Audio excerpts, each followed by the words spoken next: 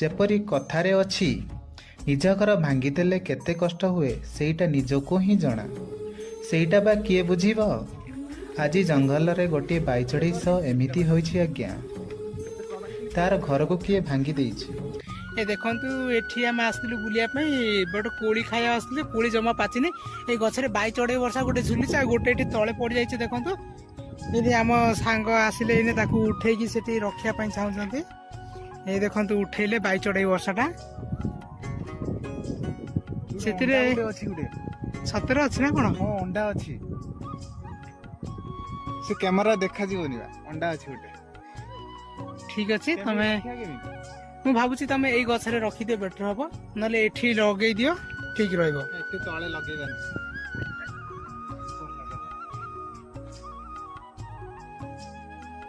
ହଉ ଠିକ ଅଛି। ଏଇନେ ଆମ ସାଙ୍ଗ ସେଠି ତାକୁ ରଖିଦେଇଛନ୍ତି।